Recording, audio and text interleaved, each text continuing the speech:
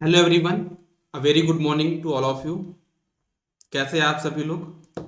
एक बार जल्दी से ऑडियो और वीडियो कंफर्म करेंगे सभी। Am I properly audible and visible? A very good morning Sonal, a very good morning Rohit, a very good morning Dheeraj, Vidyut Prabha. चलिए, एक बार आप में से कोई जाके ग्रुप पे मैसेज कर दो क्लास स्टार्ट हो गई है। कोई भी एक जन जाके ग्रुप पे मैसेज कर दो कि क्लास स्टार्ट हो गई है।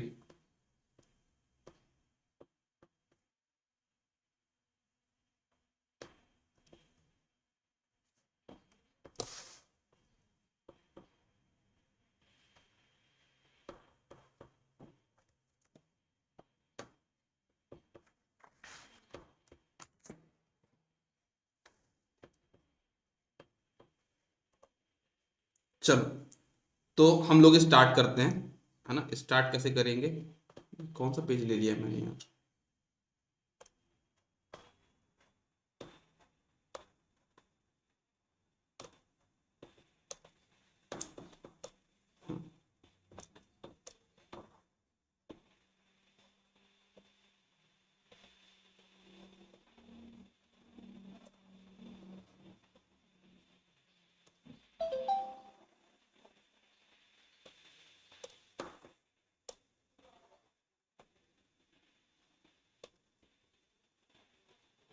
ठीक।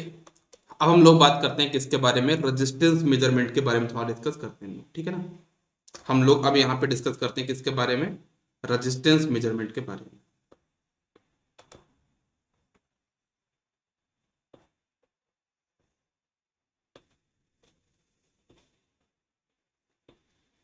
तो सबसे पहले तो आपको समझना होगा कि रेजिस्टेंस को हम लोग तीन तरीके से डिवाइड कर सकते हैं: low resistance, medium resistance and high resistance. ठीक है। तो पहले हम बात करते हैं किसके बारे में? लो रेजिस्टेंस के बारे में।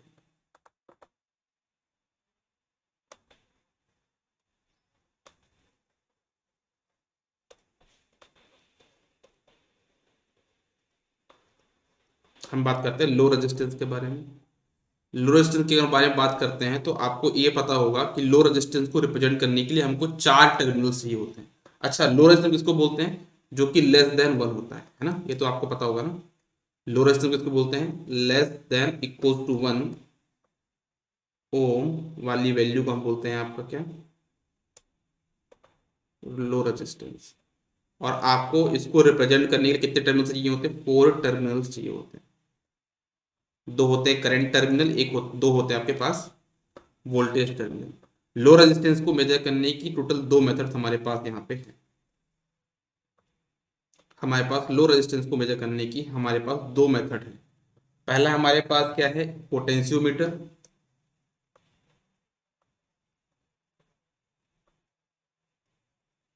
Potentiometer method. ठीक है। और दूसरा है आपके पास यहाँ पे कौन सा? Kelvin double bridge method. ठीक है। तो ऐसा, तो अगर पोटेंशियोमीटर की बात की जाए तो पोटेंशियोमीटर से तो आप यहाँ पे क्या मेजर कर सकते हो? आप यहाँ पे बैटरी वोल्टेज भी मेजर कर सकते हो।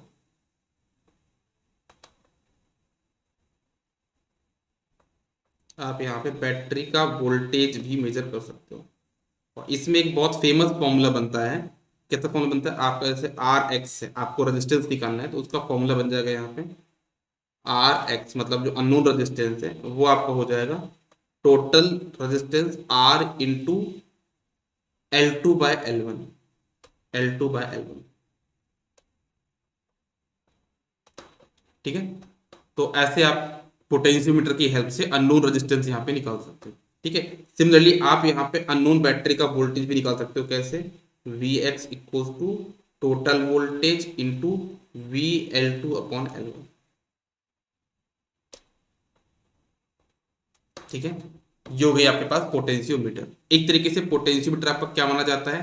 एब्सोल्यूट इंस्ट्रूमेंट माना जाता है ना। याद रखना, ये आपका एक तरह से कहीं ना कहीं क्या माना जाता है? एब्सोल्यूट, मतलब स्टैंडर्ड सेट करने के लिए ये आपका हमारे पास यूज होता है एब्सोल्यूट। और एक तरीके से ये आपका नल डिफ्लेक्शन इंस्ट्रूमेंट भी माना जाता है ना। नल डिफ्लेक्शन, याद रखना, पोटेंशियोमीटर कहीं ना कहीं आपका नल डिफ्लेक्शन इंस्ट्रूमेंट माना जाता है।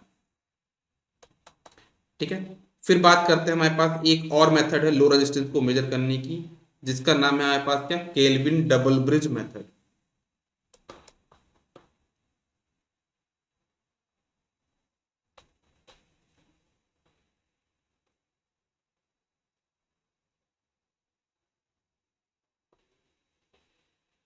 केल्विन डबल ब्रिज मेथड, अगर हम केल्विन डबल ब्रिज मेथड की बात करें तो ये एक तरह से बहुत एक्यूरेट मेथड है, क्योंकि हम इसमें डबल ब्रिज यूज कर रहे हैं ना, तो जो कांटेक्ट रेजिस्टेंस है वो एलिमिनेट हो जाते हैं। लिखना आप लोग यहाँ पे, कांटेक्ट रेजिस्टेंस,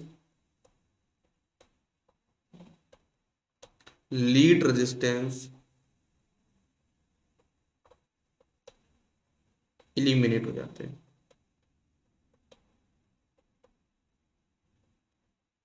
ठीक है, क्यों एलिमिनेट होते हैं, क्या पास यहाँ पे डबल ब्रिज है, बिकॉज ऑफ डबल ब्रिज।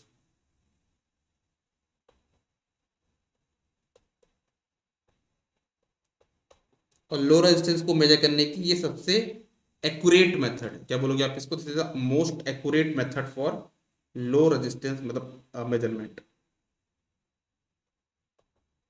ठीक है, ओके। अच्छा, इनमें आप लोग फॉर्मूले ज्यादा याद मत करिएगा, है ना। रेजिस्टेंस मेजरमेंट में ज्यादा फॉर्मूले का रोल नहीं है, रोल किसका है, आपके यहाँ पे कौन सी मेथड कहाँ पे यूज होती है, इसका इंपॉर्टेंस है।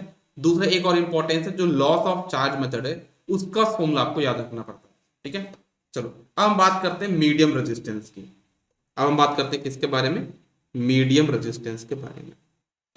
आप लोग क्वेश्चन की प्रैक्टिस तो कर रहे हो ना, आज हमारा लास्ट डे है यार,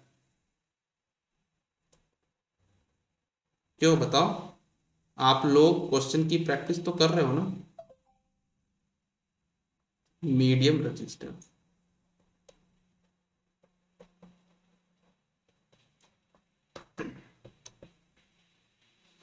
जो मीडियम रेजिस्टेंस होता है ना, वो 1 ओम से 100 किलो ओम के बीच का होता है।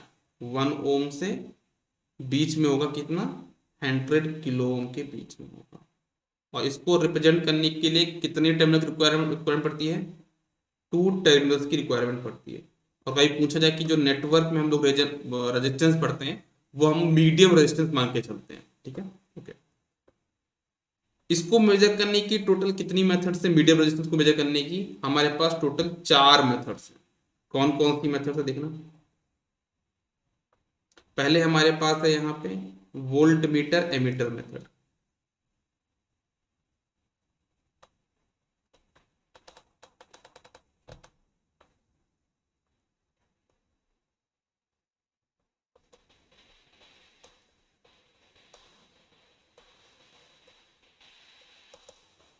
वोल्ट मीटर एमीटर मेथड हमारी ये पहली मेथड है। ठीक है, okay. According to this method, इस मेथड को हमने 2 पार्ट में डिवाइड किया, अगर आपको याद होगा। इस मेथड को हमने कितने पार्ट में डिवाइड किया था, 2 पार्ट में डिवाइड किया था। एक था आपका एमीटर नियर द लोड, एक था आपका volt meter near the load. इसको भी मैंने 2 पार्ट में डिवाइड किया था। पहला था आपका एमीटर नियर द लोड,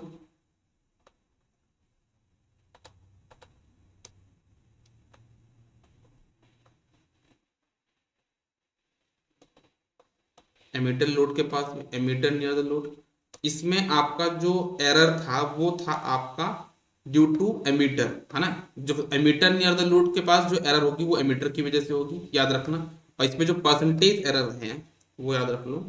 जो परसेंटेज एरर है वो आपका होता है R A upon R T, R A upon R T into 100। तो मतलब अगर आपसे पूछा जाए कि जो ammeter near the load method है वो कहाँ पे यूज होगा, हाई वैल्यू, आपको परसेंटेज कम चाहिए तो high value of resistance in medium range, मतलब कि 99 किलो ओम को रीड करने के लिए ammeter near the load method best है। ठीक है, दूसरी मेथड थी आपके पास कौन सी, voltmeter near the load.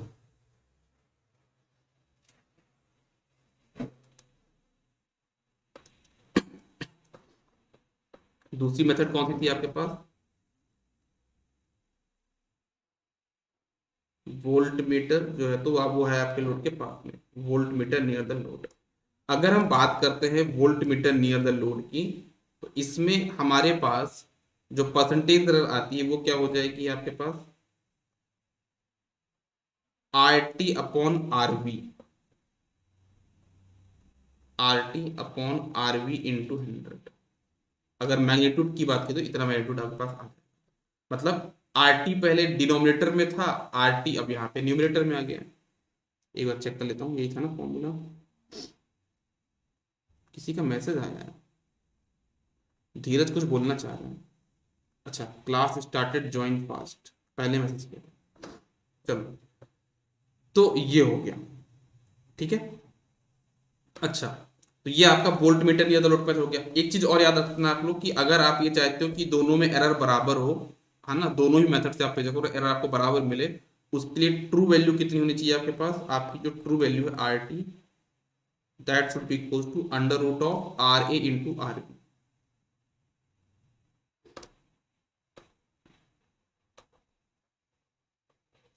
ये हो गया आपके पास क्या? Volt meter ammeter method. एक होता है आपके पास यहाँ पे व्हीट स्टोन ब्रिज, एक मेथड और होती कौन सी? Wheat stone bridge.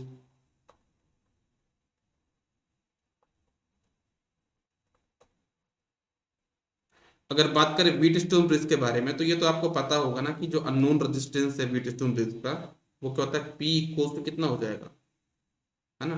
मान लो यहाँ पे कितना हो जाएगा यार, पी क्यू आर एस अगर निकालेंगे, कुछ भी लिख लो यार, इसमें बन जाएगा ना आपसे R one R four equal to R two R three. क्या लिखना है इसमें यार, समझ जाओगे, विष्णु नहीं लिखने वाला मैं। अरे अपन शॉर्ट नोट बना रहे हैं, वो चीज लेकिन जो नहीं समझ में आती, विष्णु किसको समझ में नहीं आता? 9th क्लास से पढ़ते आ रहे हैं, पूरा नेटवर्क में पढ़ा अपन ने, क्रॉस मल्टीप्लाई करके चेक कर लोगे, ठीक है। फिर एक और आता है आपके पास कौन सी मेथड, जिसको हम बोलते हैं ओम मीटर मेथड।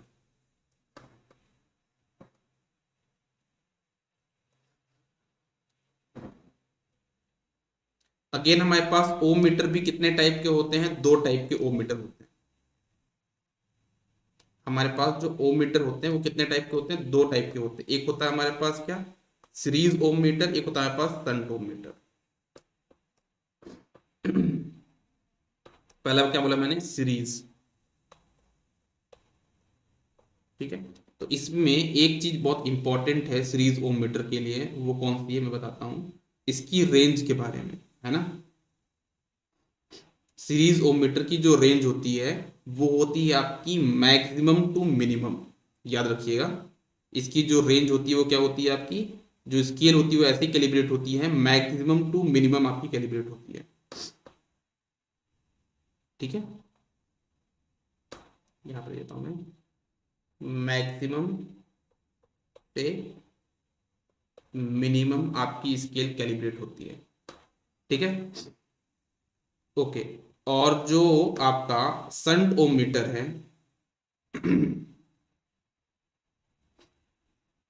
वो आपका होता है किसके लिए? Minimum to maximum.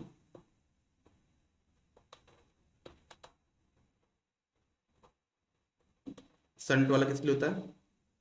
मिनिमम से मैक्सिमम इसकी स्केल होती है, ठीक है। चलो, ये पहला पेज ही चल रहा था, ये पहला पेज ही चल रहा है अभी, ठीक है, ओके। तो ये हो गया आपका किसके बारे में? मीडियम रेजिस्टेंस के बारे में। एक मेथड और होती है, वो भी लिख लो। मीडियम रेजिस्टेंस में एक मेथड और होती है, इसको हम बोलते हैं आपका कौन सा? Substitution method. इसका तो सर नाम ही आएगा एग्जाम में, कभी भी आएगा तो इस पे क्वेश्चन नहीं आएंगे।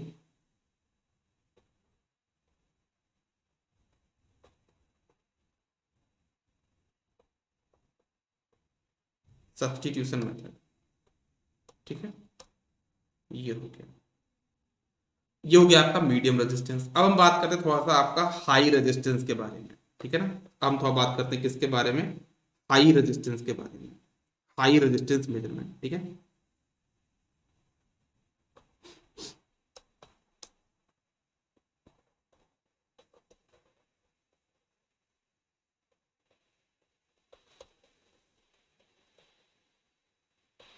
हाई रेजिस्टेंस मेजरमेंट में टोटल हमारे पास कितनी मेथड्स है? चार मेथड्स हैं।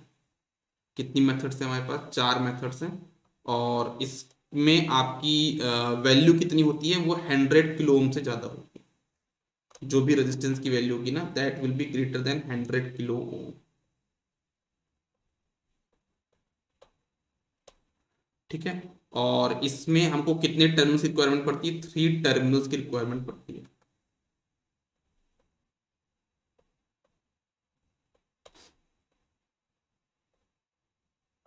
इसमें हमको 3 टर्मिनल्स की रिक्वायरमेंट पड़ती है। जो थर्ड टर्मिनल होता है वो हमको क्या बोलते हैं, गार्ड वायर बोलते हैं, जो कि लीकेज करंट को इलिमिनेट करता है। ठीक है ना, लिख सकते हो आप यहाँ पे, जो थर्ड टर्मिनल होगा क्या होगा आपका, गार्ड वायर होगा।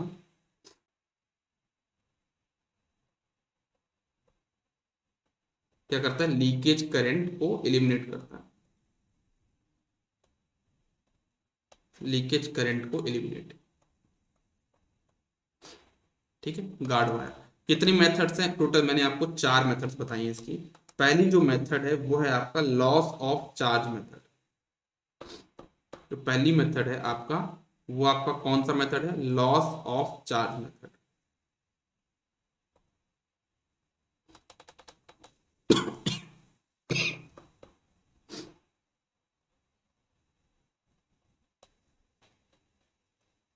इसमें हम लोग क्या करते हैं, आपका इलेक्ट्रोस्टैटिक कैपेसिटर यूज करते हैं, याद है ना आपको, ईएसवी कैपेसिटर हम इसमें यूज करते हैं।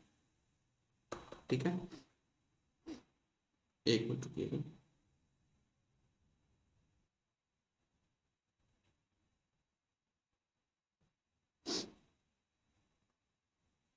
ठीक है, हम इसमें क्या करते हैं, आपका ईएसवी इलेक्ट्रोस्टैटिक वोल्ट मीटर हम यूज करते हैं। पहली बात तो ये, एक चीज आपको ये याद रखनी है। दूसरा आपको याद रखना है, इसमें रेजिस्टेंस की वैल्यू है ना, वो कितनी होती है। इसमें रेजिस्टेंस की वैल्यू होती है आपके पास, रेजिस्टेंस की वैल्यू देता हूँ मैं, आर इक्वल्स टू, ये क्वेश्चन बनता है यार है ना, -0.4343 डिवाइडेड बाय, यहाँ पे टाइम भी into T, divided by C log, C log VC T, मतलब capacitor cross voltage VC T upon V naught initial voltage.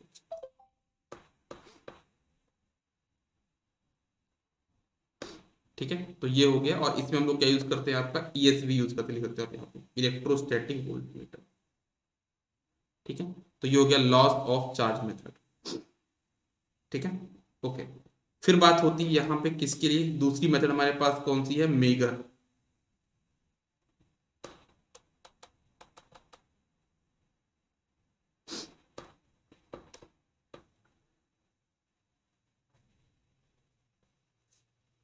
ठीक है, मेगर।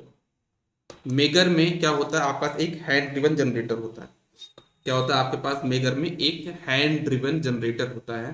ठीक है, आप उसका यूज करते हो। और दूसरी बात, इसमें आप एक परमानेंट मैग्नेट भी यूज करते हो। मैं लिख देता हूँ यहाँ पे, क्या क्या इंपॉर्टेंट पॉइंट बताया मैंने। पहला तो आपके पास एक परमानेंट मैग्नेट होता है इसमें, फील्ड को क्रिएट करने के लिए।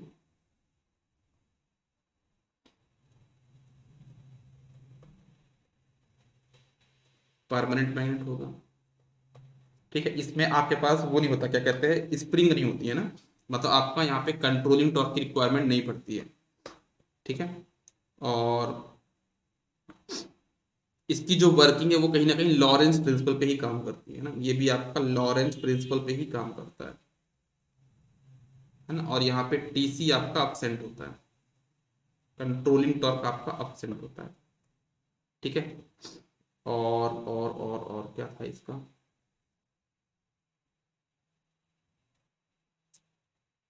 ये आपका पोर्टेबल इंस्ट्रूमेंट है, ये भी लिख लेना। ये आपका एक तरीके से पोर्टेबल इंस्ट्रूमेंट है। और हाँ, एक चीज और, इसमें हैंड ड्रिवन जनरेटर होता है, जिसको हमको ऑलमोस्ट 100 वोल्टेज तक जनरेट करना पड़ता है। 100 वोल्ट जनरेट करने के लिए हमको इसको कुछ स्पीड पे रोटेट करना पड़ता है, वो कितना आपका 300 आरपीएम। तो 100 वोल्ट और 300 आरपीएम। ठीक है, ये क्वेश्चन में ज्यादा आप लोग स्ट्रिक्ट मत करो कि सर अंकित सर आपने इतना ही बताया था। अलग अलग बुक में इसकी अलग अलग वैल्यू दी हुई है, अलग अलग एग्जाम में इसका अलग अलग आंसर दिया हुआ है। तो मैं इसमें खुद ही आपको ज़्यादा हेल्प नहीं कर सकता हूँ, बट हाँ कुछ जो स्टैंडर्ड बुक्स है इसमें इतना दिया हुआ है। लेकिन ये ऑब्वियस सी बात है कि ऐसे हमारे पास जनरेटर नहीं कि 100 वोल्ट 80 वोल्ट वाला भी आता है। ठीक है, तो अब इसमें क्या बोल सकते हैं, है ना, एग्जाम में क्या पूछ ले। बट हाँ ये है कि एक आध दो बार इसका आंसर माना गया है ना। रिसेंट में जो और भी एग्जाम है उनको भी देख सकते हो आप लोग। 500 वोल्ट बोल रहे हैं यहाँ पे धीरज, ये कहाँ पे देखा आपने 500 वोल्ट? अभी किसी एग्जाम में आया था कि इसका आंसर ऐसा 500 वोल्ट आया है ये?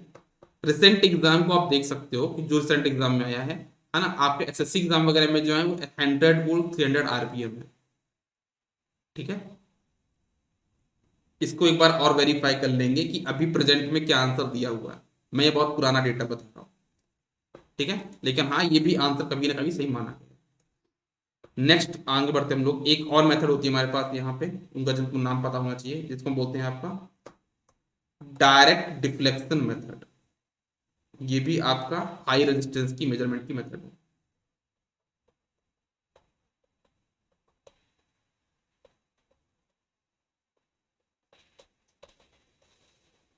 Direct deflection method. ठीक है, एक और होता है आपके पास कौन सी मेथड, जिसको हम बोलते हैं आपका यहाँ पे मेगा ओम ब्रिज मेथड। ये हो गया आपका रेजिस्टेंस मेजरमेंट। अगर आप रिवाइज करने जाओगे तो मेरे ख्याल से 10 मिनट का टाइम भी नहीं लगेगा। Mega ohm bridge method. हम लोग क्या करेंगे ना, एक आध दिन बीच में कभी टाइम निकाल के 2 घंटे में पूरा जो अपने शॉर्ट नोट बनाए ना, इसको याद करने की कोशिश कर लेंगे, कैसे याद कर सकते हैं। ठीक है, तो हमारा पूरा हो जाएगा। तो ये हो गया आपका यहाँ पे क्या, रेजिस्टेंस मेजरमेंट। ठीक है, चलो अब हम आगे बढ़ते हैं अपने सीआरओ की तरफ। ठीक है ना, अब हम आगे बढ़ते हैं कहाँ पे, अपना सीआरओ की तरफ।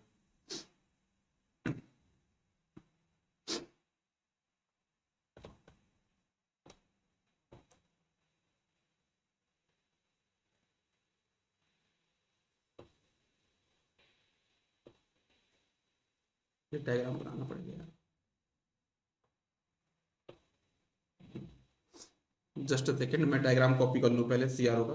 कैरी पोस्टर स्लाइड वायर आपका व्हीट स्टोन ब्रिज का एडवांसमेंट है, आप लिख लीजिएगा कहीं पे।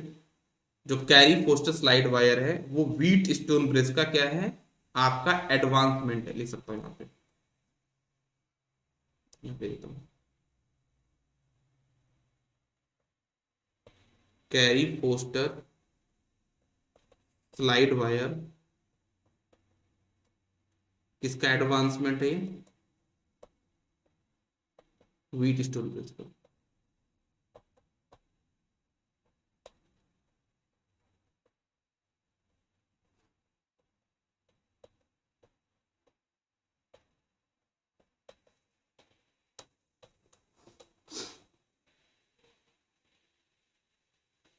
सीआरओ समझ नहीं आया? सीआरओ समझ नहीं आया, कैसी बात कर दी यार कि सीआरओ समझ नहीं आया। सबसे इंपॉर्टेंट टॉपिक है भाई वो सीआरओ, है ना। और सबसे इजी टॉपिक भी आपका सीआरओ ही है। अगर आप देखोगे ध्यान से समझोगे ना, तो सबसे इजी आपका सीआरओ ही है। चलो आज मैं आपको शॉर्ट नोट के थ्रू बताने की कोशिश करता हूँ, समझ जाओगे पूरा। ठीक है, मैं आज आपको शॉर्ट नोट के थ्रू बताने की कोशिश करता हूँ, समझ जाओगे आप।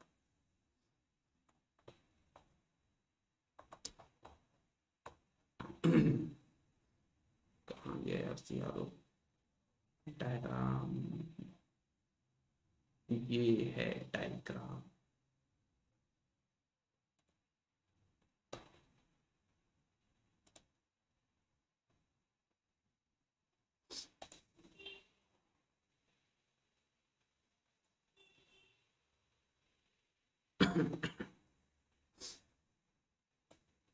ये मैंने सीआरओ का डायग्राम यहाँ से कॉपी करके यहाँ पे पेस्ट मार दिया।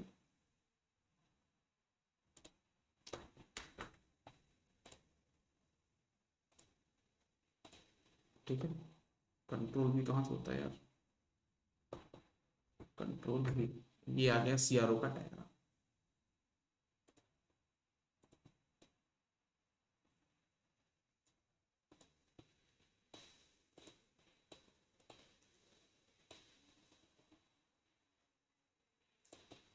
ठीक है, ये मैंने यहाँ पे सीआरओ का डायग्राम लिया है।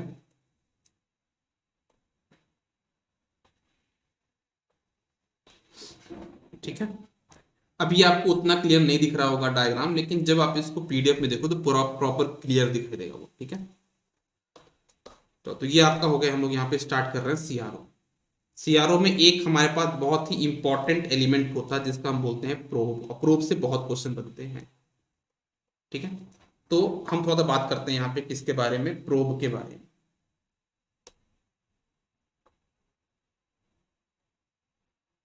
ठीक है, थोड़ा सा हम बात करते हैं किसके बारे में, प्रोब के बारे में। प्रोब क्या है आपका, एक तरीके से सेंसिंग एलिमेंट है। प्रोब आपका क्या एक तरीके से सेंसिंग एलिमेंट है ना।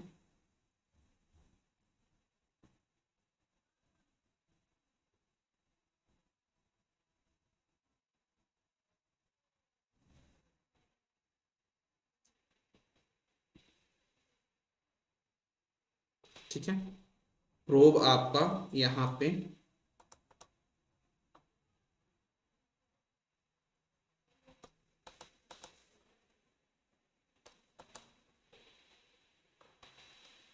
ये हमारे पास यहाँ पे क्या सेंसिंग एलिमेंट है।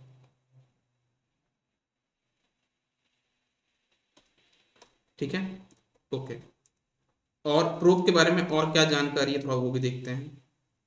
प्रोब में हम ये बोल सकते हैं कि प्रोब दो टाइप के होते हैं, एक होता है एक्टिव प्रोब, एक होता है पैसिव प्रोब। उनमें से आपका जो एक्टिव प्रोब है उसमें कहीं ना कहीं बैटरी वगैरह लगी रहती है। एक्टिव एंड पैसिव, बेस्ट माना जाता है आपका यहाँ पे एक्टिव, क्योंकि एक्टिव में आपका लोडिंग इफेक्ट बिल्कुल जीरो हो जाता है। ठीक है, प्रोब जो होते हैं वो आपका एटेन्यूएशन करते हैं, उनकी एक रेटिंग होती है। उनकी जो रेटिंग होती है वो समथिंग ऐसी होती है, N/1। N/1 रेटिंग के प्रोब होते हैं। N/1 एटीन्यूएशन होता है इसका ना, इसका मतलब होता है एटीन्यूएशन।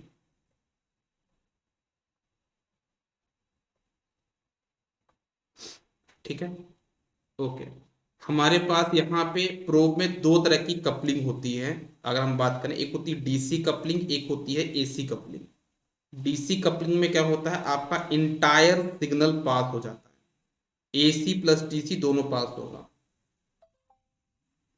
है ना। आपका एसी कपलिंग में, डीसी कपलिंग है, जैसे मान लो आपके पास एसी प्लस डीसी आया ना, तो दोनों पास हो जाएगा, एसी प्लस डीसी पासिंग। लेकिन अगर आपके पास एसी कपलिंग है ना, दो तरह की कपलिंग होती है, डीसी कपलिंग हो गई, एक होती है आपके पास एसी कपलिंग। एसी कपलिंग में ओनली एसी कंटेंट पास होता है, मतलब प्रोब एक तरह से फिल्टर कर देता है यहाँ पे ना। अगर आप उसमें एसी कपलिंग करोगे, मतलब एक कैपेसिटर यूज करोगे, और वो कैपेसिटर आपको डीसी कंपोनेंट को ब्लॉक कर देगा और सिर्फ एसी कंटेंट को पास करेगा। ओनली पासेस एसी लिख लेना।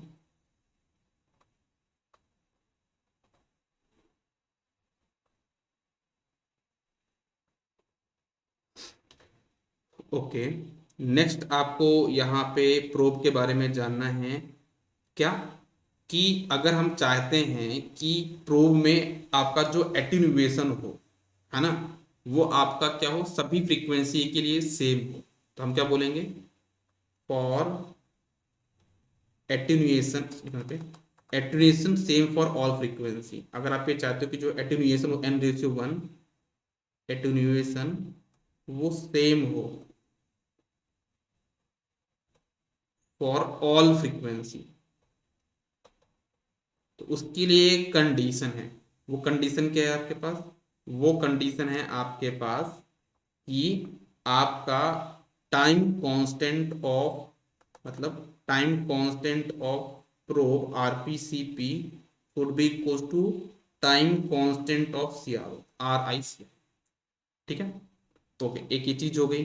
इसमें से क्वेश्चन बनते हैं, क्वेश्चन क्या बनते हैं वो क्वेश्चन को समझना, बड़ा इंटरेस्टिंग चीज है। क्वेश्चन ये बनता है कि मान लो अगर आपको प्रोब का रेजिस्टेंस निकालना है आरपी, तो आरपी की वैल्यू कितनी होगी, वो होती है आपके पास क्या, RI × N-1। अगर आपको सीपी की वैल्यू बतानी तो सेम यही चीज करोगे, CI/में N-1। अगर आपको यहाँ पे निकालनी है R effective value, effective resistance, तो क्या करना है, यहाँ पे जहाँ पे n माइनस में था सिर्फ n हो जाएगा, तो आपका फॉर्मूला हो जाएगा आर आई इंटू एन। अगर आपको सी इफेक्टिव निकालना है तो ये हो जाएगा आपका सी आई अपॉन एन। तो ये हो गया थोड़ी बहुत कहानी प्रोब के बारे में। ठीक है, चलो अब इसके बाद एक डायग्राम आपको और यहाँ पे समझना होगा, वो होता है आपका कौन सा डायग्राम, सी आर टी, है ना, कैथोड रे ट्यूब का डायग्राम। वो भी मैं यहाँ पे कॉपी कर लेता हूँ फटाक से।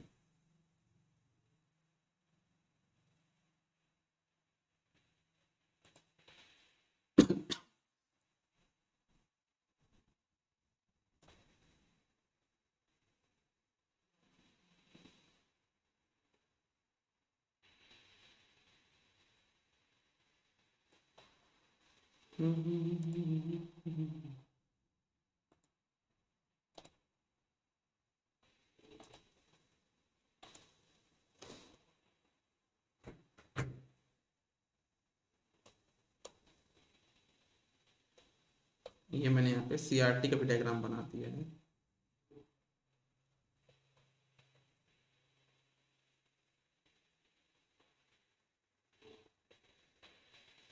ठीक है, this is your CRT.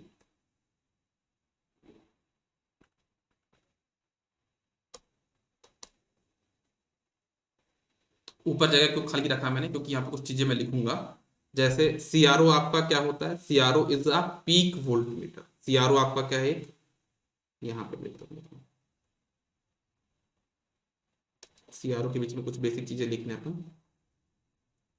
CRO हमारे पास यहाँ पे क्या है, एक सीआरओ इज अ, क्या बोलोगे, CRO is a peak volt meter. समझ में आई बात। सीआरओ हमारा एक तरीके से पीक वोल्ट मीटर है, एमीटर नहीं है, ये क्या है, पीक वोल्ट मीटर,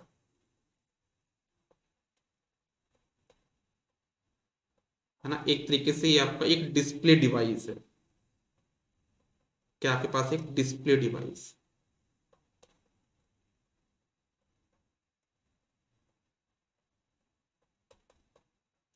ठीक है। एक तरीके से ये आपका इलेक्ट्रॉनिक मेजरमेंट है ना। ये एक तरीके से आपका क्या है, इलेक्ट्रॉनिक मेजरमेंट है। ठीक है, एक तरीके से बोला जाए तो इसका जो आपका सेंसिटिविटी होता है ना, वो कितना होता है। अगर इसका हम बात करें, सॉरी, अगर हम इसकी बात करें इनपुट इम्पीडेंस, तो वो कहीं ना कहीं मेगा ओम ऑर्डर में होता है। हम मान के चलते 1 मेगा ओम। ठीक है, सीआरओ के टोटल 2 मोड होते हैं, 2 मोड्स। एक होता है हमारे पास कौन सा, वाई टी मोड, एक होता है आपका एक्स वाई मोड।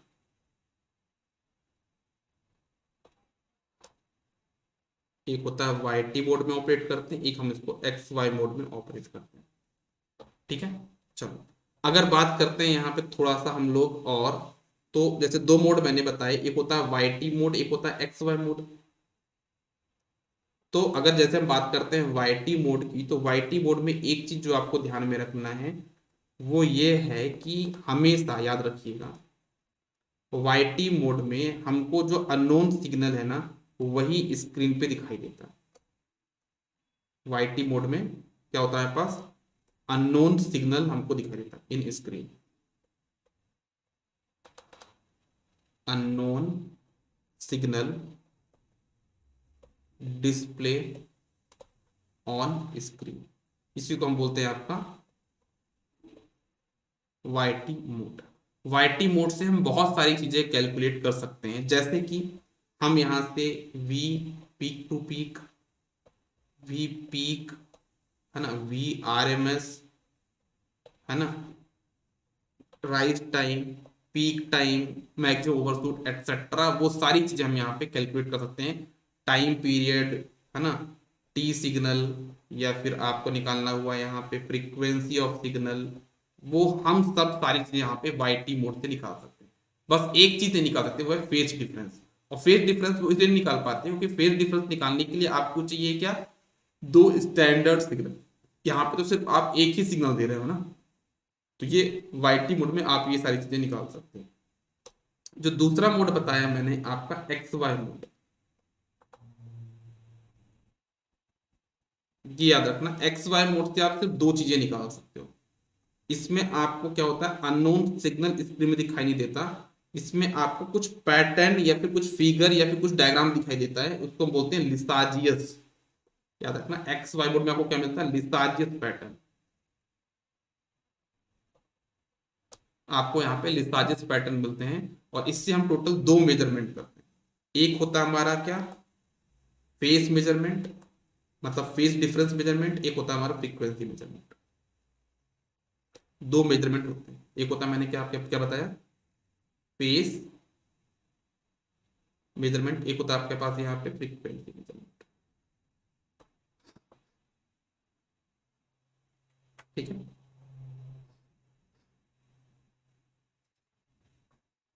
ओके।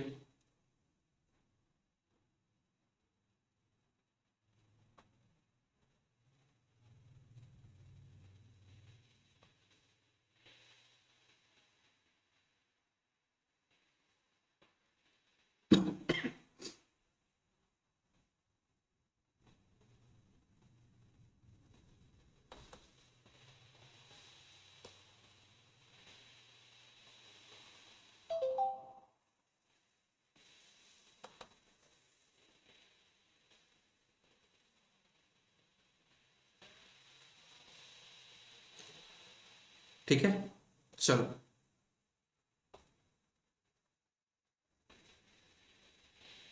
हाँ, ये आपका थर्मियोनिक एमिशन प्रिंसिपल पे काम करता है। ठीक है ना, कौन थर्मियोनिक एमिशन प्रिंसिपल पे काम करता है, आपका सीआरटी। लिख लीजिएगा, वाईटी मोड में लिसाजिस पैटर्न नहीं बनता। वाईटी मोड में आपका जो अननोन सिग्नल है वही देखने को मिलता है। अगर वहां पे ट्रायंगुलर सिग्नल है तो वो आपको ट्रायंगुलर देखने को मिलेगा, अगर वहां पे साइनोसॉइडल है तो साइनसॉइडल देखने को मिलेगा। तो उसको हम क्या बोलते हैं, सेम वेव बोल देते हैं, वो अलग से पैटर्न नहीं है। जो टेढ़े मेढ़े डायग्राम बनते हैं वो आपके कहाँ बनते हैं, एक्स वाई मोड पे बनते हैं। ठीक है ना,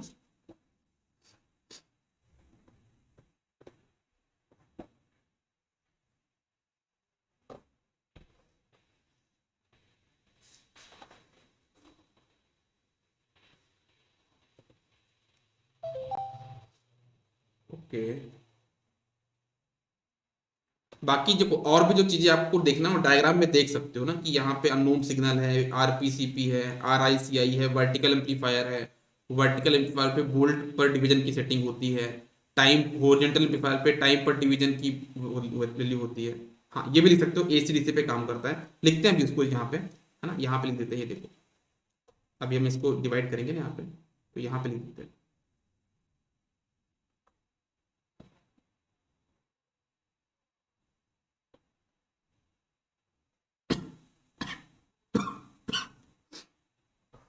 जैसा इनने बताया अभी कि हमारा जो सीआरओ है वो किस में काम करता है, एसी एंड डीसी दोनों पे काम करता है।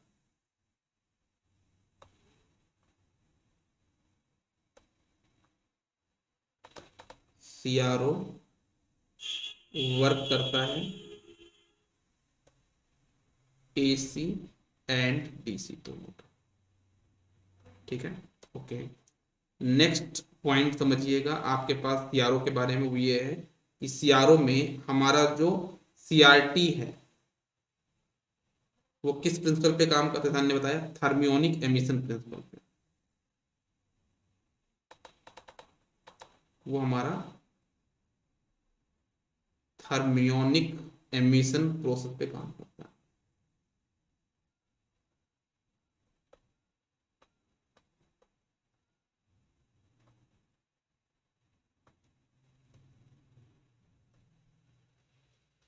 ठीक है, अच्छा। हम लोग यहाँ पे क्या करते हैं, एक्वा डॉक कोटिंग करते हैं, है ना। यहाँ पे हम लोग क्या करते हैं, एक्वा डॉक कोटिंग करते हैं।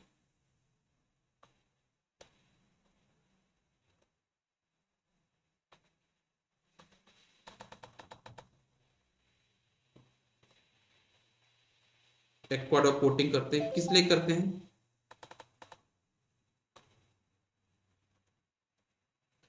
हम लोग एक्वा डॉट कोटिंग करते हैं किसकी? ग्रेफाइट की।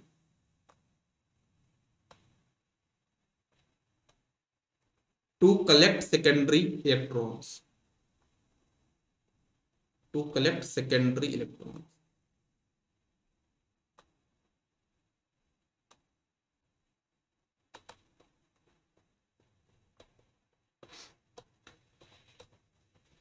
है ना?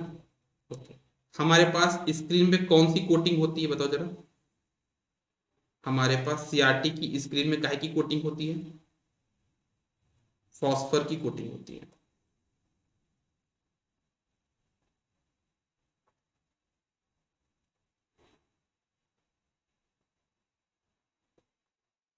फॉस्फर की कोटिंग होती है, जो कि आपका क्या करती है? जो कि आपकी इनविजिबल रेडिएशन को विजिबल रेडिएशन में क्रिएट कर देती है, कन्वर्ट कर देती है। ठीक है ना? है ना? फॉस्फर कोटिंग होती है जो कि इनविजिबल रेडिएशन को विजिबल रेडिएशन में कन्वर्ट कर देती है। According to according to fluorescent principal.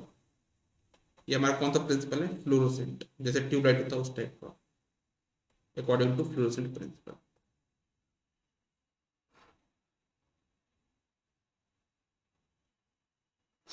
और क्या है? जैसे और आपको याद रखना तो यह कर लो कि आपका यहाँ पे सीआरओ में जो आपकी सेंसिटिविटी है वो आपका वोल्ट पर एम्पलीफायर का रेसिप्रोकल है। लिखना,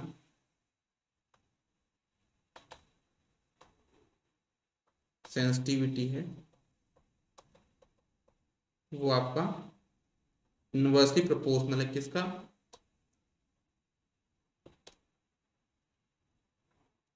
तो सेंसिटिविटी है वो आपका वोल्ट पर सेटिंग। ठीक है ना? एक बार देख लेता हूँ क्या था यार ये।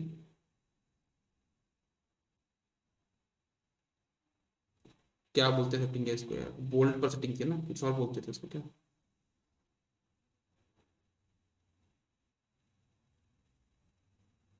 वोल्ट पर डिवीजन, सर वोल्ट पर डिवीजन सेटिंग, है ना?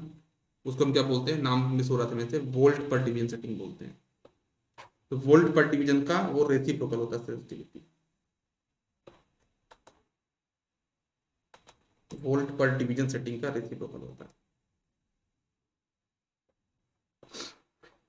ठीक है, और क्या बचा है इसमें बताओ जरा कुछ और।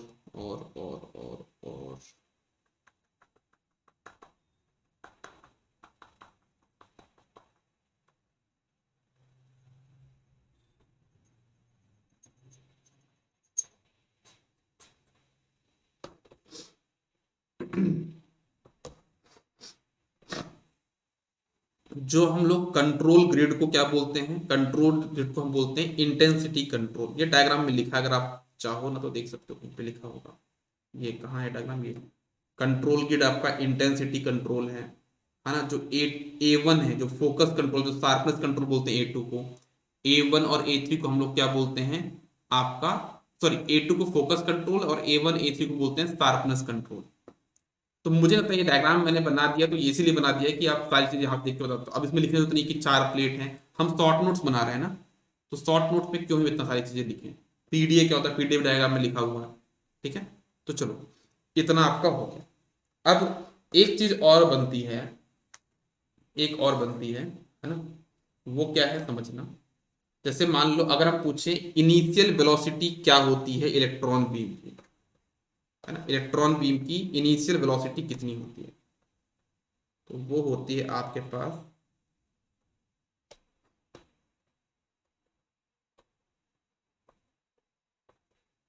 इनिशियल वेलोसिटी, वो होती है V x equals to under root of 2e VA/m, under root of 2e VA/m। E यहाँ पे क्या है? इलेक्ट्रॉन में जो चार्ज होता है वो, एम यहाँ पे चार्ज जो आपका इलेक्ट्रॉन का मास होता है वो, और वी आपका यहाँ पे एक्सेलरेटिंग एनोड वोल्टेज है। ठीक है। ई की वैल्यू कितनी होती है सबको पता है यार, इलेक्ट्रॉन कितना होता है 1.602 इंटू 10⁻⁻19 कूलम। ये इलेक्ट्रॉन की वैल्यू हो गई। इलेक्ट्रॉन में जो मास होता है वो भी आप पता है कितना, 9.11 इंटू 10⁻31 किलोग्राम। वी आपके पास यहाँ पे क्या, एसेलरेटिंग एनोड वोल्टेज। अगर ये पता चल जाए तो आप इसका इनिशियल वेलोसिटी बता दें। ठीक है, ओके। तो एक चीज ये हो गई। और अगर बात करें यहाँ पे हमारे पास जो हमारी डिफ्लेक्शन सेंसिटिविटी होती है उसकी वैल्यू क्या होती है, एस वी। क्या बोला मैंने, डिफ्लेक्शन सेंसिटिविटी।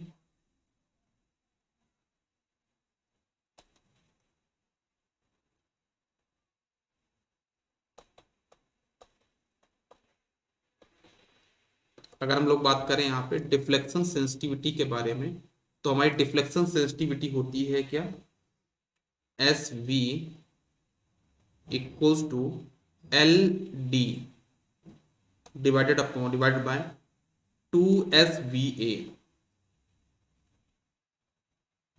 ठीक है ना। एल यहाँ पे क्या है कि हमारी जो प्लेट है उसकी लेंथ, डी उनके बीच का सेपरेट, डी आपकी डिस्टेंस हो गई, एस यहाँ पे सेपरेशन हो गया, वी आपका एक्सलेटिंग एनोड वोल्टेज हो गया। तो हमारे पास ये फॉर्मूला भी एक आध बार क्वेश्चन में बना हुआ। ठीक है। एल यहाँ पे क्या, लेंथ ऑफ प्लेट, डी यहाँ पे जो दो प्लेट के जो पेयर है उनके बीच का डिस्टेंस डी हो गया, है ना। एस यहाँ पे सेपरेशन हो गया, ये डायग्राम में मेंशन होगा शायद से, यहाँ डायग्राम में मेंशन नहीं है, देखो आपका ये हो गया लेंथ, यहां से यहां तक हो गया डिस्टेंस डी। ठीक है, इनके बीच का स्पेसिंग हो गया एस। इन पे डिपेंड करता है आपका क्या, सेंसिटिविटी। चलो, अब अगर मान लो कभी भी आपको क्या निकालना हुआ, अगर आपको निकालना हुआ V peak to peak value, क्या निकालना है आपको, कभी जरूरत पड़ी किसको निकालने की, V peak to peak value, उसको कैसे निकालना है, उसको निकालने का जो फॉर्मूला होता है हमारे पास, हम क्या करते हैं, हमें देखते हैं कि जो हमारा कर्व बन के आ रहा है, जो हमारी स्क्रीन पे बन के आ रहा है, उसमें कितने वर्टिकल डिवीजन है, कितने डिवीजन है, कितने वर्टिकल, NV लेके हमको उसको मल्टीप्लाई कर देना वोल्ट पर डिवीजन से। तो ये हमारा बन जाएगा आपका V peak to peak. V peak to peak आ गया तो आप इससे यहां से पीक वैल्यू भी बता पाओगे, वी पीक कितनी होती है। क्या करना है, वी पीक कोस्ट कितना हो जाएगा, V peak to peak divide by 2, V peak to peak divide by 2 ये हो जाएगा। ठीक है। सिमिलरली आप यहाँ पे टी सिग्नल भी बता सकते हो कि जो आपका सिग्नल है उसका टाइम पीरियड कितना होगा। ठीक है, टी सिग्नल कैसे बताओगे आप, ये चीज आप ये बताओगे कैसे, आपका निकालना पड़ेगा NH मतलब horizontal division, NH into time पर डिवीजन सेटिंग से मल्टीप्लाई करना होगा। आपको इसमें हॉरिजॉन्टल डिवीजन देखने की, एक साइकिल को कंप्लीट होने में कितने डिवीजन लगे, एक साइकिल कंप्लीट होने में कितने हॉरिजॉन्टल डिवीजन लगे, उसमें मल्टीप्लाई कर देना किसका, टाइम पर डिवीजन से। अगर आपको सिग्नल की फ्रीक्वेंसी पता करनी है, एफ सिग्नल निकालना है, तो वो भी आप कर सकते थे, कैसे, एफ सिग्नल आपका हो जाता है यहाँ पे 1/T सिग्नल।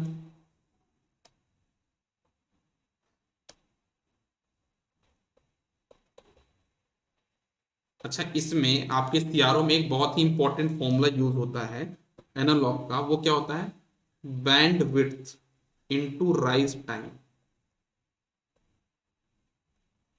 वो आपका बराबर होता है किसके, कांस्टेंट 0.35 के बराबर होता है। ये एक क्वेश्चन है, ये एक फॉर्मूला है जो कि आपका बहुत बार क्वेश्चन में बनता है, बैंडविड्थ इनटू राइज टाइम आपका बराबर होता है 0.35 के। ठीक है, ओके। एक और बहुत इंपॉर्टेंट क्वेश्चन बनता है, वो है नंबर ऑफ साइकिल डिस्प्लेड का, कि हमारे पास कितनी साइकिल डिस्प्ले होंगी स्क्रीन पे। उसका फॉर्मूला क्या होता है, नंबर ऑफ साइकिल डिस्प्लेड,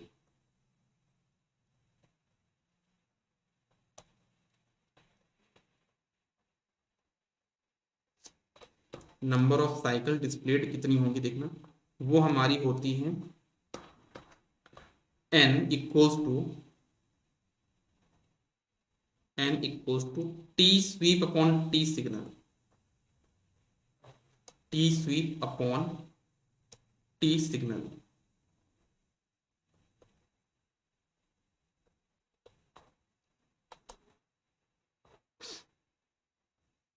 ठीक है, या फिर हम इसको बोल सकते हैं आपका F signal divided by F SVEEP.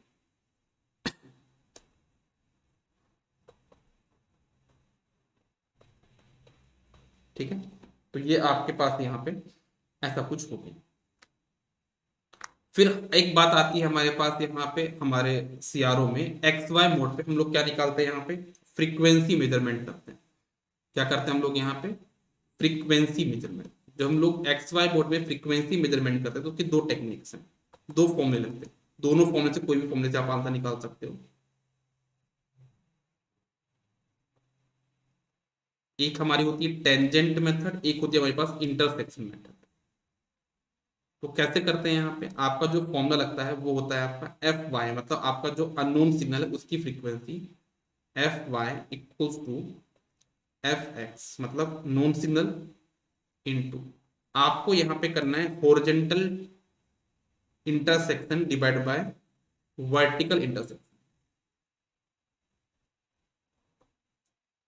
जो आपका लिसाजियस पैटर्न आएगा, आप उसमें हॉरिजॉन्टल इंटरसेक्शन लेंगे कुछ, है ना, divide by vertical intersection.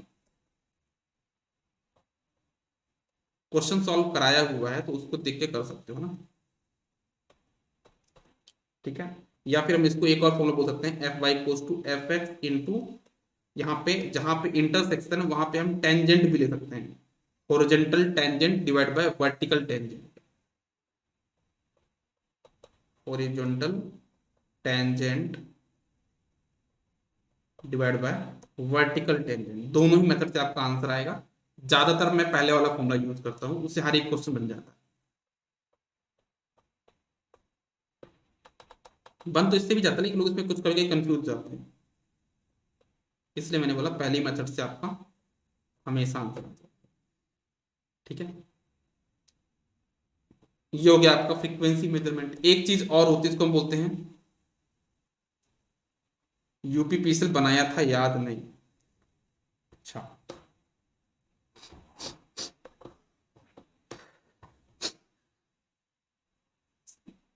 PDA पर barium oxide coating on cathode. हाँ, ऑक्साइड कोटिंग होती है कैथोड पे, है ना, ये भी तभी तो आपका इलेक्ट्रॉन्स एमिट करेगा। वो तो मैंने आपको बताया था ना कि हम लोग ऑक्साइड कोटिंग करते हैं। देखो वो चीजें आपको पूरा नोट्स पढ़ना पड़ेगा अगर आप पूरा एक ही चीज चाहते हो तो। ये शॉर्ट नोट्स है, इसको मैं 10 से 12 पेज में रखना चाह रहा हूँ। आपको एक बार अच्छे से नोट्स पढ़ना होगा, जो भी इंपॉर्टेंट चीज आपको लगता है कि आपको मिस हो रही है आप इसमें लिख सकते हो, है ना। ये तो मैं अपने तरीके से लिख रहा हूँ कि क्या क्या चीजें मुझे लगती है इंपॉर्टेंट, जो आपने बताया वो भी इंपॉर्टेंट है, लेकिन कहीं ना कहीं वो मेरे सबकॉन्शियस माइंड में स्टोर है, तो मैंने इसको नहीं लिखा।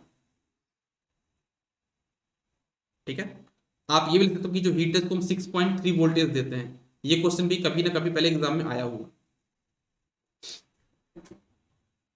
ठीक है, अब हम आते हैं अपने फेस मेजरमेंट पे। मैं अपने आप को पहले साइड कर देता हूं।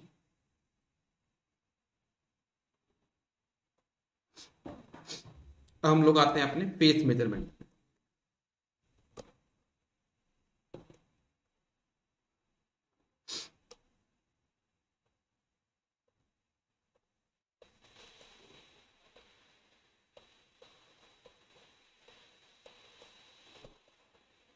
फेस मेजरमेंट के लिए आपको कुछ चीजों का ध्यान देना, जैसे कि एक छोटा सा कर्व मैं बना रहा हूं, उसको देख लोगे तो आपको समझ में आ जाएगा कि जब कभी भी, देखना,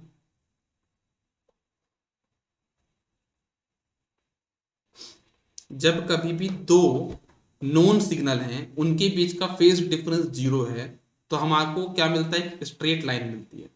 जब फेज डिफरेंस कितना होगा दोनों के बीच का, 0 डिग्री, उस केस में को मिलती है एक स्ट्रेट लाइन। जो कि फर्स्ट एंड थर्ड क्वाड्रेंट में होती है। ये आप ही मतलब sir first quadrant fourth quadrant आप फर्स्ट एंड थर्ड कैसे बोल दिए?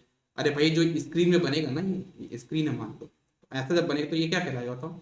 ये फर्स्ट है थर्ड क्वाड्रेंट है ऐसा। ठीक है।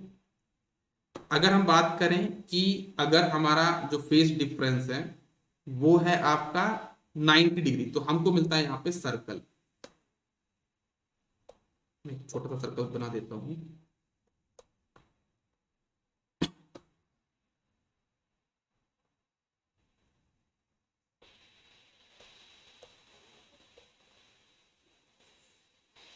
यहां बनता सर्कल। ठीक है। सिमिलरली यहां पे भी बनता सर्कल 270 पे।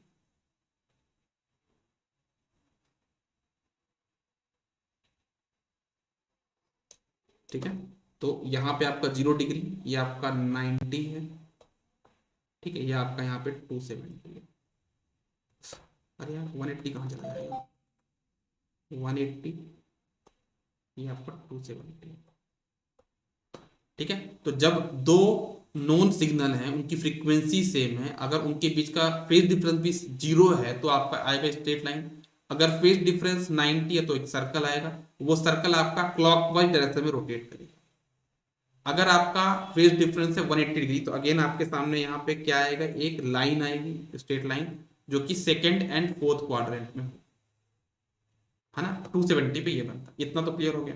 अब बात आती है सर कि अगर हमारे पास 0 से 90 के बीच में रहा तो क्या आएगा? तब हमारे पास आता है इलिप्स।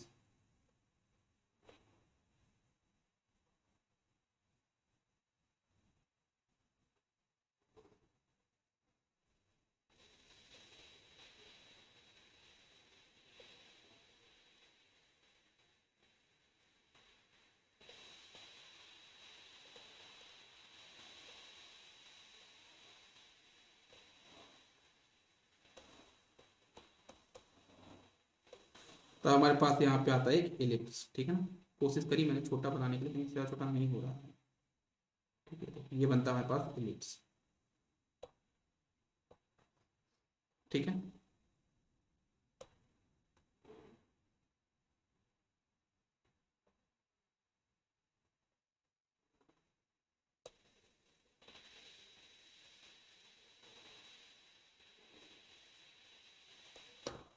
ठीक है। ऐसा कुछ मतलब जब आपका 0 से 90 के बीच में होगा तो जो ये लाइन है वो किस में कन्वर्ट हो जाएगी, आपकी एक एलिप्स में, ऐसा कुछ। ठीक है। फिर सर्कल बन जाएगा, फिर एलिप्स बन जाएगा एक क्लॉकवाइज, मतलब 0 से 180 के बीच में जो डायरेक्शन होगी वो क्लॉकवाइज होगी। 180 से 360 के बीच में जो डायरेक्शन होगी क्या होगी आपकी, वो एंटी क्लॉकवाइज।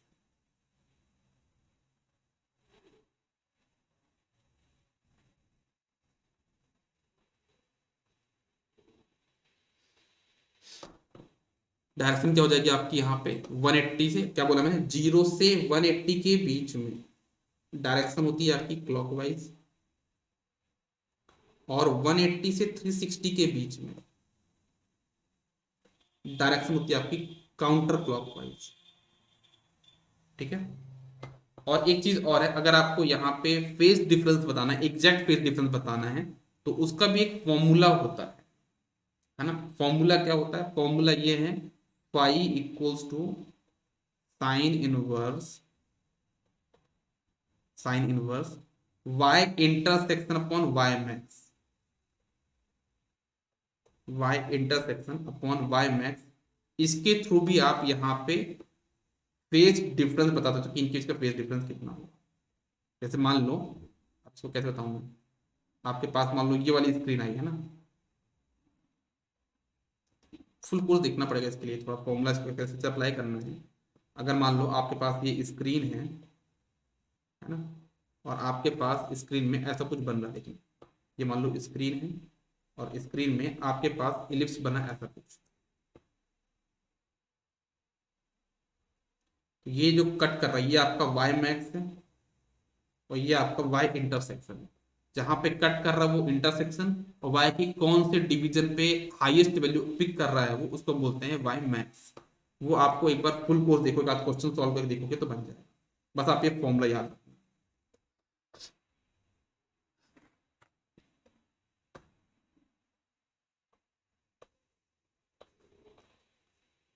हाँ, बलून कॉन्सेप्ट जो मैंने आपको एग्जाम बताया था उससे भी याद कर सकते हो कि पहले एक बलून खाली है, हवा भरते जा रहे हो तो बिल्कुल बलून भर जाएगा, फिर एक छोटा सा होल को तो आपका फिर से पचकता जाएगा, हवा निकलती जाएगी, ऐसा कुछ। ठीक है, समझ में आई बात सभी को यहाँ तक? कंफर्म करिए। तो ये हमने पढ़ लिया आपका क्या, सीआरओ भी। अब आते हैं हम अपने डीवीएम में। ठीक है ना, सीआरओ हमारा यहाँ पे कंप्लीट होता है। अब हम आते हैं अपने डीवीएम में, डिजिटल वोल्ट मीटर पे हम लोग आते हैं। आप लोग हेडिंग डालिएगा डीवीएम। आज हमारा ये पूरा हो जाएगा। कुछ टॉपिक्स बचे जैसे कि सीआरओ वाला जो, सॉरी, सीटीपीटी बचा हुआ है, तो वो ज्यादा बड़ा पार्ट तो नहीं है, लेकिन क्या दिक्कत है कि जो मेरे शॉर्ट नोट्स हैं, इसमें कल यहाँ पे दूध रखा हुआ था, मम्मी दे गई थी मेरे को पीने के लिए, उसको मैंने ढक दिया शॉर्ट नोट से, तो उसकी गर्म में जो भाप निकली है ना, पूरा वो फैल गया। तो देखना पड़ेगा मेरे को एक बार मेरे शॉर्ट नोट्स को।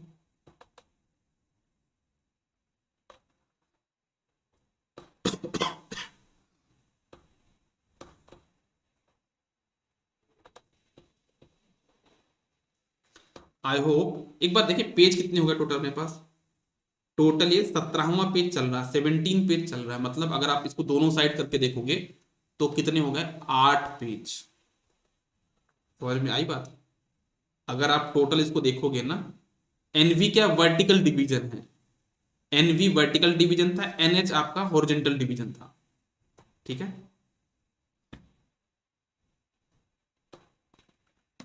ठीक है साहा, जो एनवी लिखा था वहां पे वो वर्टिकल डिवीजन है ना। आपका जो वेव फॉर्म है वो कितने वर्टिकल डिवीजन एक्वायर कर रहा है, उसी को बोलते हैं।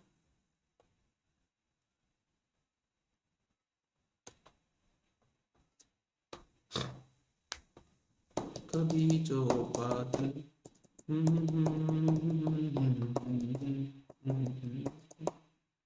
चलो ये हमारा लास्ट पेज ट्राई करेंगे, लास्ट नहीं एक और पेज लग सकता है, अगर क्यू मीटर और सीटीपीटी मिलाएंगे तो एक पेज और हो जाएगा, मतलब कुल मिला के आपके 10 पेज होंगे, मतलब आगे पीछे मिलाएंगे तो 20 पेज हो जाएंगे, है ना।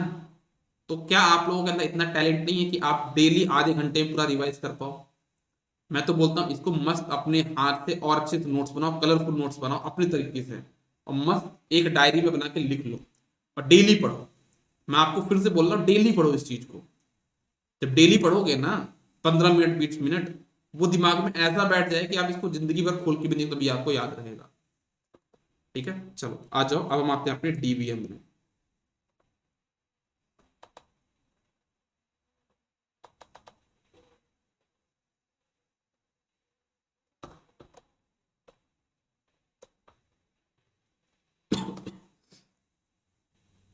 डीवीएम आपके पास क्या है, एक वोल्टेज मेजरिंग डिवाइस है। ठीक है, ओके। जैसे अगर हम बात करें, हमारे पास अगर 3 डिजिट डीवीएम है, अगर हमारे पास यहाँ पे क्या है, 3 डिजिट डीवीएम है, तो एक बनता है हमारे पास कि 3 डिजिट डीवीएम में कितने स्टेप्स होंगे। तो याद रखना 10 की पावर 3 स्टेप्स होंगे।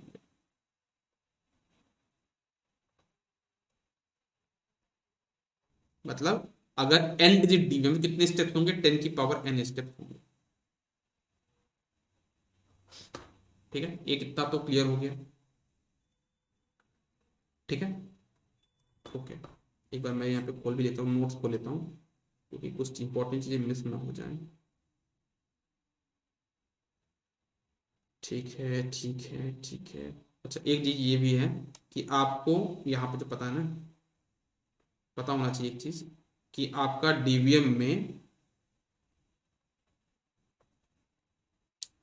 इसको बाद में लिखूंगा मैं, इसका बाद में काम आएगा, पहले कुछ बेसिक चीजें लिख लेता हूँ मैं। जैसे कि एक चीज आपको पता होनी चाहिए, एक चीज आपको पता होनी चाहिए, कौन सी?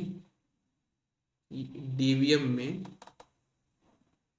आपका एक डिजिट, 1 डिजिट, 1 फुल डिजिट, क्या बोला मैंने, एक फुल डिजिट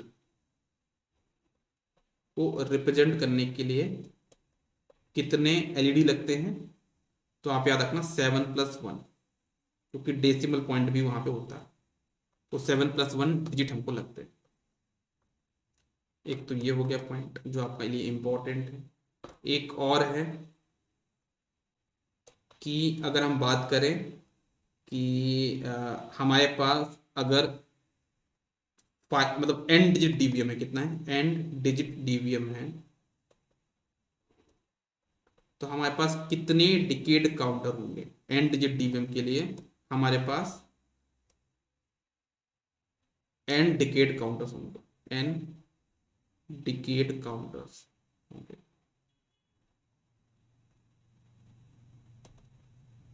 ठीक है, एक ये क्वेश्चन भी बनता है। अच्छा, एक और क्वेश्चन बनता है कि हम इसमें जो एक यूज करते हैं कौन सा, एडीसी, वो कौन सा टाइप का यूज होता है? तो क्या बोलोगे, एडीसी हम कौन सा यूज करते हैं? डुअल स्लोप इंटीग्रेटिंग टाइप, याद रखना कौन सा यूज करते हैं, डुअल स्लोप इंटीग्रेटिंग टाइप।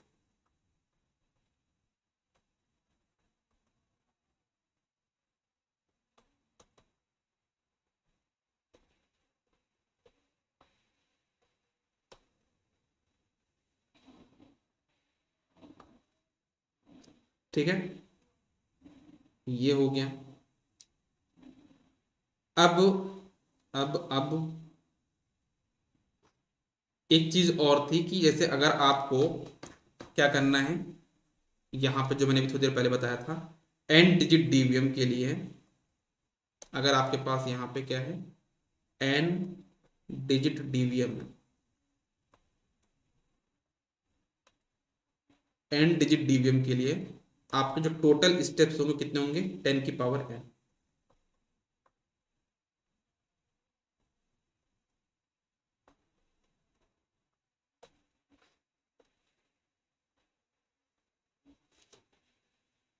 ठीक है, ओके। अब जैसे मान लीजिए कि हमारा जो रेजोल्यूशन होता है, अगर इसको बोलूँ मैं, जैसे मान लो हमारा 3 डिजिट डीवीएम है, मैं बताता हूँ आपको प्रॉपरली यहाँ पे। जैसे मान लीजिए हमारे पास यहाँ पे क्या है, 3 डिजिट डीवीएम है।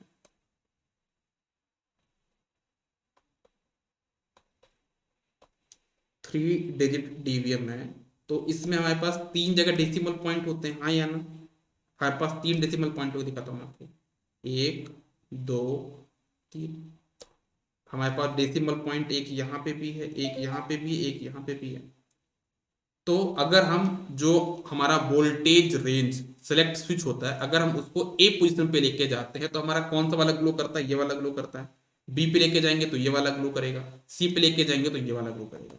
मतलब पहले हमारा कौन सा ग्लो करता है, ए में ये वाला ग्लो करेगा, बी में ये वाला करेगा और सी पे ये करेगा। कैसे, मैं करके दिखा देता हूँ यहाँ पे, है ना। ये किससे सिलेक्ट होता है, ये जो डेसिमल पॉइंट है,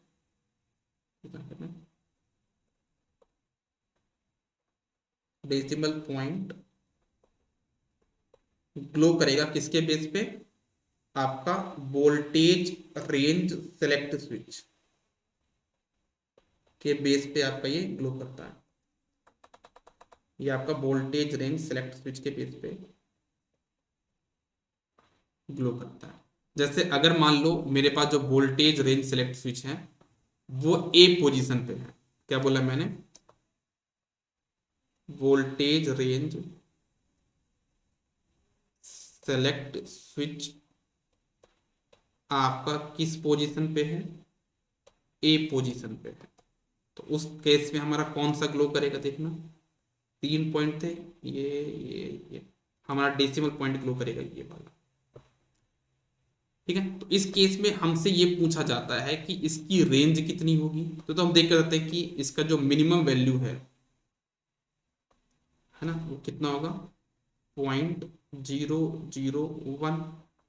मैक्सिमम वैल्यू कितना होगा, 0.999। तो हमारा जो रेंज हो गया वो कितना हो जाएगा, 1 वोल्ट रेंज। इसको हम बोलते हैं आपका 1 वोल्ट रेंज। अगर आपको इसकी क्या बतानी हो, अगर आपको इसका रेजोल्यूशन बताना हो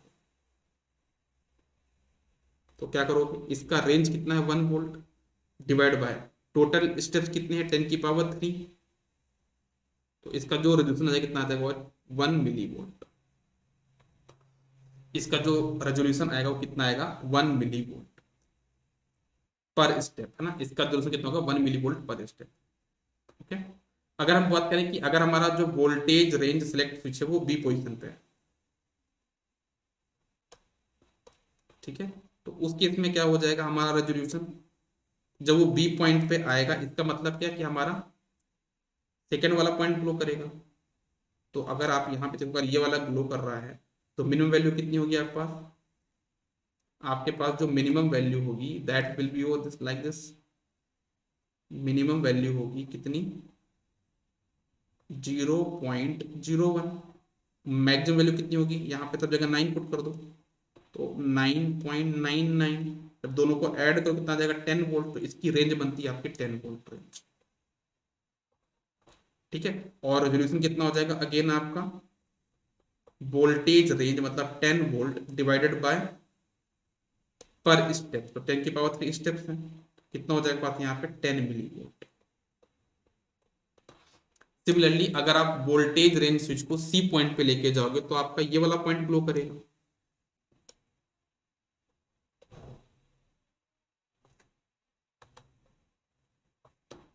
वोल्टेज रेंज सेलेक्ट स्विच को आप यहाँ पे लेके जाओ तो ये वाला पॉइंट ग्लो करेगा। तो कैसा हो जाएगा आपके पास, ये देखना 3 पॉइंट है, 1 1 2 3, तो ये आपका हो जाएगा यहाँ पे ऐसा कुछ, ये वाला पॉइंट आपका ग्लो करेगा, ठीक है। जब ये वाला पॉइंट ग्लो करेगा तो हम लोग क्या बोल सकते हैं यहाँ पे अगेन, हमारी मिनिमम वैल्यू कितनी होगी 0.01, मैक्सिमम वैल्यू कितनी होगी 99.9, दोनों को ऐड किया तो कितना हो जाएगा 100 वोल्टेज रेंज, ठीक है। तो हमारा यहाँ पे रेजोल्यूशन कितना हो जाएगा, again voltage range upon total step, तो 100 डिवाइड बाय 10 की पावर 3, तो आपका आंसर हो जाएगा यहाँ पे 100 मिली वोल्ट, ठीक है। अच्छा, अगर मुझे इसी के लिए पूछा जाता कि 3 डिजिट डीवीएम के लिए सेंसिटिविटी कितनी होगी तो क्या बोलोगे, क्या पूछा जाता है सेंसिटिविटी ऑफ 3 डिजिट डीवीएम,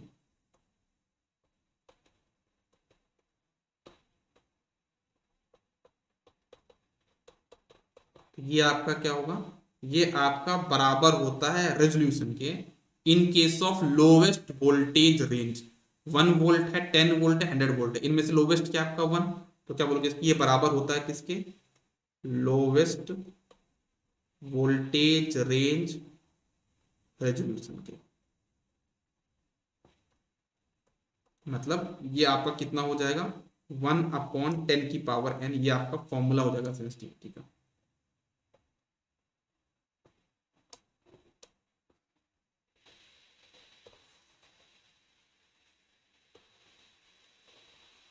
ठीक है।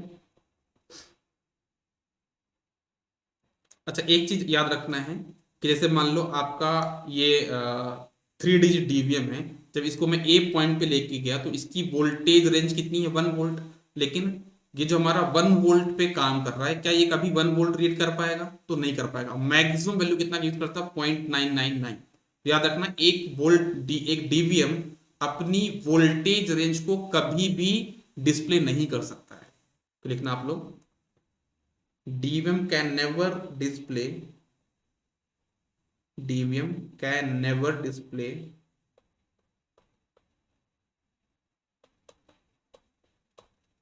its own range, its own voltage range,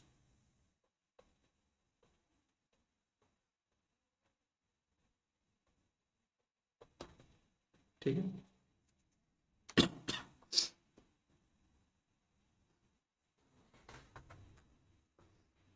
okay okay okay okay okay. अब एक चीज और देखना है यहाँ पे, जो हम लोग रेंज एक्सटेंशन करते हैं उसका देख लो, हाफ डिजिट का कॉन्सेप्ट देख लो,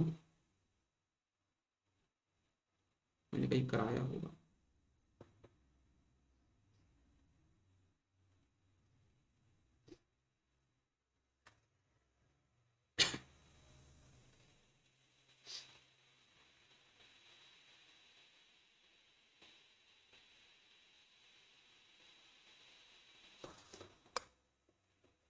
देखना। अगर हम बात करते हैं यहाँ पे किसके बारे में, 3.5 डिजिट डीवीएम के बारे में, 3.5 डिजिट डीवीएम। तो इसमें होता क्या है कि ये जो हाफ डिजिट है ना, वो कुछ नया काम नहीं करता है।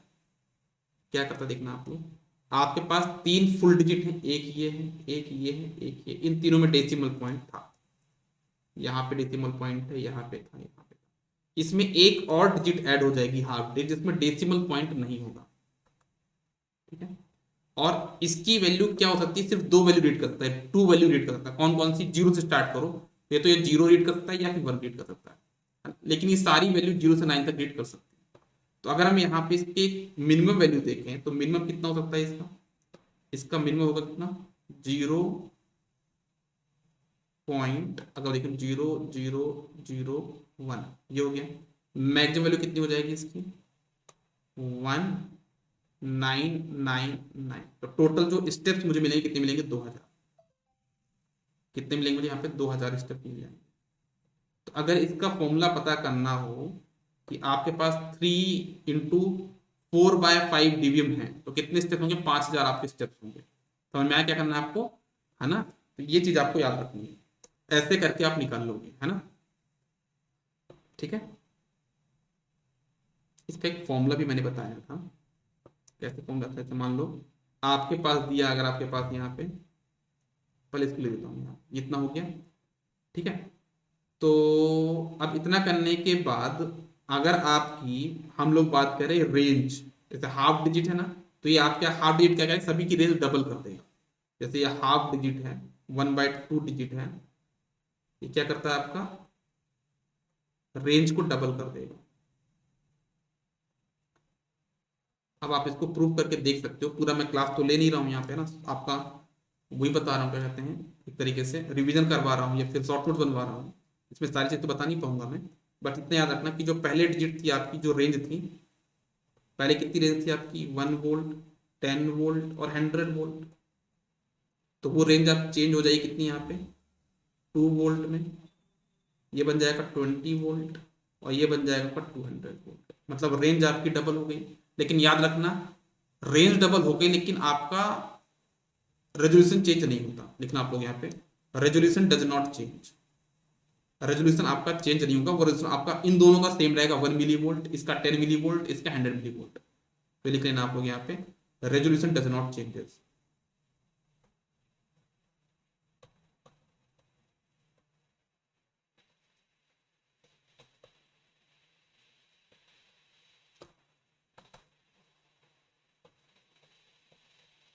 ठीक है, आपका रेजोल्यूशन चेंज नहीं होता है। और क्या बचा,